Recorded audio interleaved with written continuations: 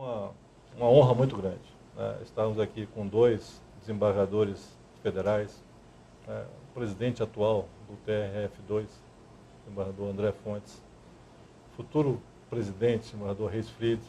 É uma honra muito grande, né? E o que nós estamos a fazer aqui, eu convido a que façamos juntos, né? Partilharmos as nossas angústias em relação a esse tal direito, né? Que são muitas. São muitas. Então, vamos nos despir de tecnicalidades, né? E vamos deixar aflorar essas nossas lembranças, né, desembargador André Fontes? Direito cabe em livro, cabe em biblioteca, a gente consegue ensinar direito em uma sala de aula? O que vocês acham? Eu acho muito difícil, né? Um direito muito amplo. E aquele direito que nós estamos falando, ministro, que serve à humanidade. Exato. Porque o direito que não serve à humanidade, esse não é direito. Esse é um pseudo-direito. Esse é apenas uma teoria filosófica do direito. Muito que isso. Não tem nenhuma serventia prática. Essa é a opinião do André Fontes. Sentimento. Essa menção que o desembargador Reis Fried disse sobre o ser humano servir ao direito,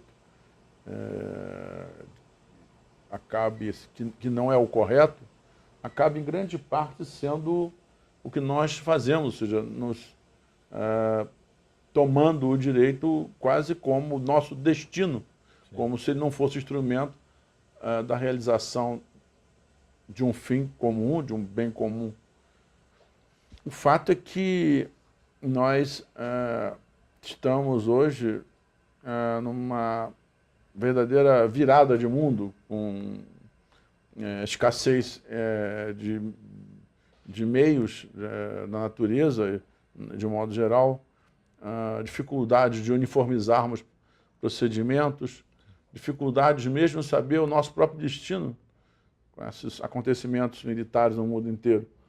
E nós ainda estamos a rodear o direito, orbitar, como se nós é que estivéssemos à mercê do próprio direito. Mas eu tenho para mim, e cada vez eu acredito mais, que nesse ato de operação, de aplicação, é que nós, de fato, construímos o direito cotidianamente. E esse direito, ele se basta? Será que nós juízes, nós operadores, será que uma canetada nossa resolve de forma sustentável os problemas? Se resolver seria uma maravilha, né? Seria um passo de mágica, né? Mas isso é claro que é uma utopia, né? Nós estamos muito distantes disso. E pior, eu acho que cada vez mais distantes. Porque ao nos vocacionarmos para tecnicismo puro, nós nos afastamos dos reais objetivos do direito. Então, eu acho que nós estamos, ao contrário, nos distanciando do direito, daquele direito que serve ao homem. Que direito também é vida, direito é vivência. Nos inquietar perante as justiças. Juízes precisam ser críticos e, sobretudo, precisam ter consciência das consequências das suas sentenças, das suas decisões. Porque toda decisão judicial traz consequências sociais, que transcendem as partes. Não é só para as partes envolvidas, transcende para as próprias partes. Nós precisamos refletir sobre isso. E há muito pouca reflexão sobre isso. E o papel das universidades, né? Retornar a ser universidade. Nós estamos cada vez mais segmentando, né? Sabendo cada vez mais sobre cada vez menos e com a incapacidade de concatenação da realidade, né?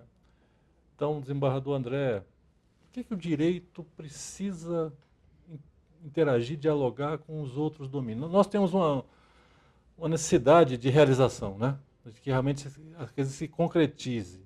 O direito sozinho nós já vimos que não consegue fazer isso. Como é que ele traz, ou pode trazer os outros domínios nessa busca de solução? Eu acho que isso aconteceu, acontece e sempre acontecerá.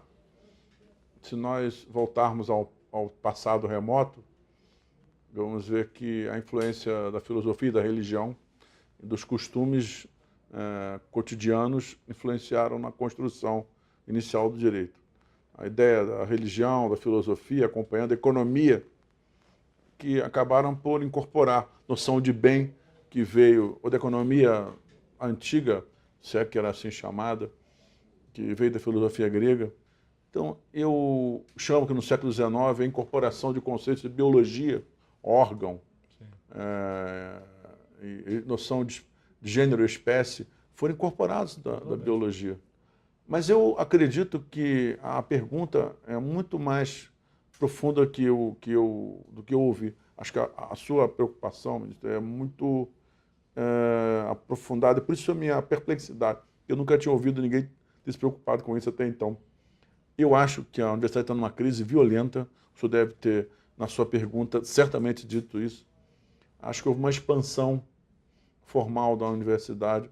Não temos gente para ministrar esses cursos.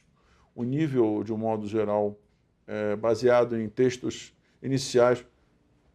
Vou tomar aqui de emprestado, parafraseando, portanto, algumas palavras do desembargador Reis Filho. As lições de USPB que nós tínhamos de moral cívica parece que são muito mais aprofundadas do que algumas das aulas da faculdade hoje em dia. Infelizmente. Eu tenho me dedicado a maior parte da leitura de livros antigos e estrangeiros. E alguns livros nacionais. Obviamente, os livros do desembargador Reis Filho estão na lista. Mas, de um modo geral... Na minha também. Livro de cabeceira. Exatamente. Mas, de um modo geral, houve uma diminuição na qualidade técnica. Se nós fizéssemos comparações com grandes autores, por exemplo, se um jovem lesse hoje a coleção Bevilacqua, Santiago Dantas, Lafayette Rodrigues Pereira, que são textos clássicos a respeito do Código Civil ter mudado, se ele comparar isso com livros modernos, ele vai dizer, esses livros não são livros úteis ou necessários para mim hoje. Mas, ao contrário, aqueles livros têm uma alma que transmite a voz daqueles juristas do passado, que os novos, talvez por um mecanicismo, uma forma objetiva, direta, quase técnica, ou seja, deixa de ser uma ciência para ser uma mera técnica. Então, eu tenho dificuldades de, assim, compreender essa nova versão. Mas eu respeito, de alguma forma, a atualidade das discussões. Sei que essa expansão generalizada, mecanizada, em linha de produção, acabou tirando essa alma. Mas, de outro lado, eu acredito que nós estamos numa fase de transformação. E eu, a esse propósito, tenho procurado reagir, buscando, melhor dizendo, que os meus textos sigam uma certa orientação, sem perder a noção dos clássicos, mas com a realidade atual. O que me parece, e aí saindo do direito, como é o nosso objetivo aqui, não só o direito, mas é que nós estamos, desembargador Frídio, uma guerra assimétrica contra a ignorância e a miséria, né? E que muito, vamos dizer assim, pela nossa cidadania contemplativa ou terceirizada, nós estamos perdendo essa guerra. Então, o grande prisioneiro de guerra, que não está submetido às convenções, né, seja a democracia. E isso começa, não nas aulas de OSPB, mas no nosso dia a dia. Então, como o senhor bem falou, o direito tem que ser a percepção tem que ser algo mais ampla, né? Nós temos que conhecer o passado e ter essa possibilidade de construir o futuro. Então, dentro dessa nossa visão, né, qual é o papel reservado ao direito nessa construção de futuro? Só se constrói o futuro com o conhecimento do passado. Por isso que se estuda. Exatamente. E por isso que se estuda os clássicos. Não se estuda os clássicos para se repetir os clássicos. Se estuda os clássicos para se criar coisas novas. Exatamente. Mas para criar coisas novas tem que haver o quê? Reflexão. E tem que haver o desejo de querer refletir. E não apenas copiar os textos, seja dos clássicos, seja dos modernos. Exato.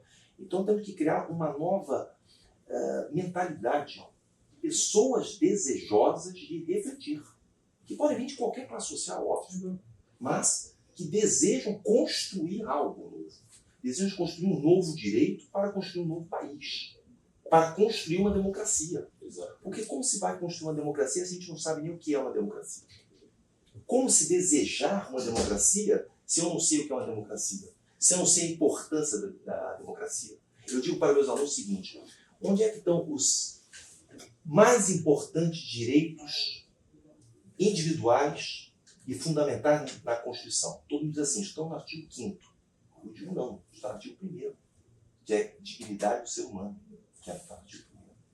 O Constituinte foi muito inteligente, muito sábio, de colocar no primeiro artigo, longe do artigo 5º, distante, portanto, 4 artigos do artigo 5º, Que foram isso. para botar o mais importante de todos os direitos. O direito o quê? A existência digna do ser humano. A existência na vida e na morte. A existência feliz. A existência plena. A existência com realização. Uma vida digna de ser vivida. Com certeza. Senão não tem sentido. Para que nós vamos viver uma vida indigna? Isso. Não Que tem direito sentido. é esse, né? É. Que direito preservaria isso? Que direito protegeria isso? O direito de preservar a vida pela vida não teria sentido. Ele preserva um tipo especial de vida, que é a vida provida de dignidade. Isso que eu acho que é importante. E para isso, o que nós precisamos fazer? Nós precisamos, no bom sentido, sacudir o jovem. Inquietar. Dizer para o jovem, pensa. Não repita o que eu estou dizendo. Não repita o que está no livro. E não repita o que está no clássico. Aprenda o que está no clássico, aprenda o que eu estou dizendo, mas discorde. Isso. Crie um novo direito. Porque você tem que ser melhor do que eu. Porque senão não vamos evoluir. Exatamente. Se o jovem for pior do que nós, o país, então, evidentemente, não está progredindo, está regredindo. Tem que ser melhor. Porque nós estamos dando armas novas para ele. Exatamente. E ele tem que pegar as nossas e somar com outras para criar um novo direito. Um direito vivo, um direito que sirva realmente ao ser humano. Um direito vivo, né? Pulsante. Exatamente. Isso é fundamental. Nós temos que retomar, porque muitas vezes o direito, isso eu já ouvi de vários jovens, né? Direito é desestimulante, é muito chato. Talvez esse direito que se restrinja ao código, que não se preocupe realmente em construir futuro, porque uma das grandes... Eu vou ser muito, muito sincero, né? Olha, nós que somos do bem, somos mais, né? Então nós temos que trazer essa noção de que um futuro melhor é possível para essa juventude. Então, o direito, ele é aquele que conclama os outros domínios. Primeiro, o direito tem que ser coerente consigo mesmo. Então, o direito tributário tem a ver com o constitucional, com o administrativo. Então, às vezes, falta essa coerência interna ao direito. O direito está em débito, já que o direito está em tudo, desde o meu nascimento, né, até o meu passamento, quando eu tomo um ônibus, quando eu aperto o interruptor da energia, tudo é direito. Então, justamente por isso, ele está em débito e não trazer os outros domínios para essa construção de futuro. Então, desembargador André, nessa visão que nós sempre, né, estamos a professar, como seria esse direito portador de futuro, consequencial? A massa da nossa literatura hoje não segue esses conceitos mais amplos. Estão numa espécie de repetição de termos e palavras, geralmente com um efeito prático, e que não é alcançado por falta dessa visão ampla. De forma acrítica, né? De forma crítica. Totalmente acrítica. Acho que a melhor maneira é essa. Pois bem, nós temos essa tradição, essa tradução clássica que o desembargador Reis chamou a atenção, e estamos perdendo a oportunidade de usar essa alma nas coisas nossas. Como um dia Bevilacqua fez, como um dia Santiago Dantas fez, como Eduardo Spínola fez. Nós temos que fazer. Onde estão esses homens? Nós temos que fazer. Estão ainda a serem descobertos. Exatamente. Mas, como diz Fernando Pessoa, quem tem alma não tem calma. Daí a nossa nossa inquietação. Né? Não pode, nós temos que... Estamos quase que a professar a lógica do pensamento encarneirado, né? Manifesto pela essa arqueticidade, né? Esse conhecimento fragmentado, essa imaturidade político-social. Mas isso muito, eu acho que a nossa responsabilidade enquanto juristas, né, enquanto formadores de opinião, é muito nesse sentido, de aflorar o que há de melhor nas pessoas. Né? Nós estamos desperdiçando. Nós desperdiçamos muito diversidade em desigualdade, quando a diversidade deveria ser o nosso maior atributo. Né? Nossa, maior riqueza. Maior riqueza. Porque nós não somos iguais, não. O nosso desafio é sermos complementares. E muitas vezes é esse direito vivo, o direito que não se basta, o direito que procura a economia, a história, né, a administração, que vai nos fornecer esse caminho mais sustentável. Então, senhores, olha, foi um privilégio muito grande, porque nós estamos a partilhar. Para nós, ministro, foi um grande privilégio, essa oportunidade que o senhor está nos dando, não é? Sempre conjugar, né, com pessoas de bem, e é como eu digo muito. Essa nossa causa vale a pena? Aí eu lembro uma frase antiga, já encaminhando ao nosso final, e infelizmente, aliás, não é no caminho final não, a gente é sempre uma razão de um eterno recomeço, mas as nossas causas valem mais do que a nossa vida, porque são as nossas causas que dão sentido à nossa vida. Por isso nós falamos de alma, né? Uma vida além da vida. Então a nossa responsabilidade é imensa. Mas essa questão de iluminar o caminho. Do que adianta ser luz se não iluminarmos o caminho do próximo? Nós somos velas até. As velas que se deixam imolar para a luz que está a postar. Se não, que se apague as velas, porque elas se tornam inúteis. Não é a nossa natureza. Não é a nossa natureza. Senhores, muitíssimo obrigado, né? Foi um momento de reenergizar, né, as nossas esperanças, né? E fundamentalmente é isso. Nosso verbo preferido é esperançar. Por isso que nós estamos aqui. Um privilégio. Muitíssimo obrigado. Muitíssimo obrigado. E vamos seguir nessa causa, tá? Até uma próxima vez.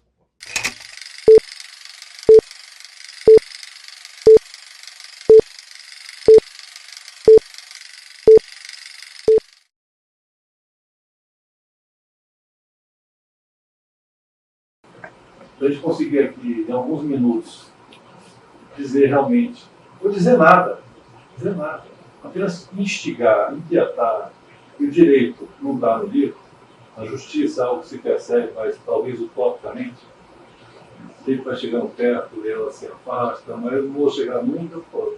Olha quanto você caminhou. Esse é o sentido, vamos ver se está...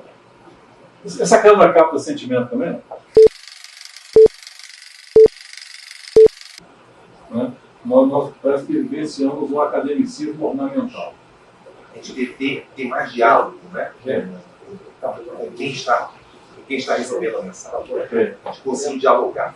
Nós estamos falando para ninguém. Quem vai entender o que nós estamos falando. E o curioso hoje em dia é que nós, por exigência, né, a gente tem que produzir. Tem que produzir circunstâncias artigos, tem que fazer circunstâncias seminários. Não é a qualidade disso. Mas o que tem de novo naquilo? Não tem nada. O que aquilo realmente vai impactar a Dona Maria da esquina, né? Que alguém iluminado aqui de Brasília, para não dizer o contrário, resolveu fazer um corte linear nos benefícios. Aí cortou os benefícios todo mundo, inclusive da Dona Maria. A Dona Maria, coitada, ela vivia desse benefício. Ela literalmente está passando necessidade. E aí, direito? O que você tem a ver com isso? Como é que você resolve isso? Então não é o agravo, aquela série, lembra? A maré, não sei o que lá. O agravo não é isso, antecipação de tutela Dona Maria está passando fome. direito serve ao homem, não o homem serve ao direito. Essa que eu acho que é uma grande inversão que a gente tem falado. A gente criou um direito ficcional, abstrato, que não serve ao homem. E o homem é obra-prima de Deus. Na verdade, o que interessa? Assim, não interessa o ser humano. Então, o direito é forjado, é criado, é concebido pelos seres humanos para servir aos seres humanos. E nós acabamos servindo ao direito. Nós ficamos praticamente escravos do direito. Essa é a nossa intenção. Aí ficamos com um direito que é quase desumano. Um direito desumanizado. O direito desumanizado perdeu o seu próprio sentido. O seu sentido originário. O seu sentido da sua própria criação e da sua própria existência.